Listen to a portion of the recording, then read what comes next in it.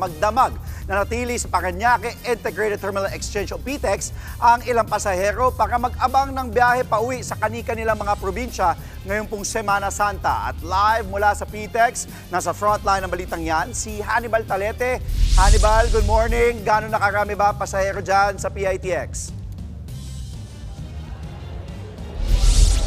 Andre, tuloy-tuloy ang pagdating ng mga pasahero dito sa Parañaque Integrated Terminal and Exchange o PITX.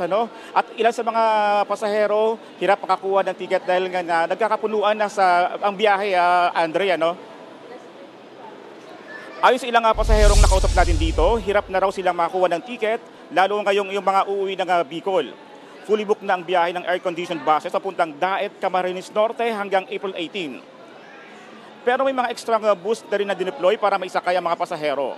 Marami sa kanila, kagabi pa nandito, pero nadatnan nilang sarado na ang bilihan ng tiket.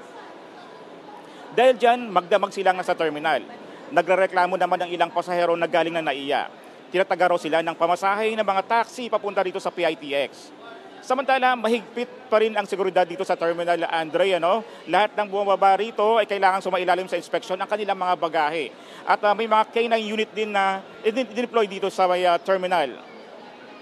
Andre, kung kahapon ay nasa umabot sa 174,000 ang mga pasahero dito sa PITX, ngayon asahan daw hanggang bukas ay asahan na mas dadagsa pa ang mga pasahero dito sa PITX.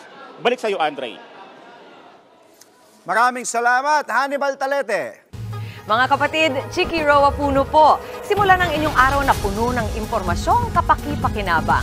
Sama na sa isang makabuluhang umaga. Tumutok at mag-subscribe sa social media pages ng News 5.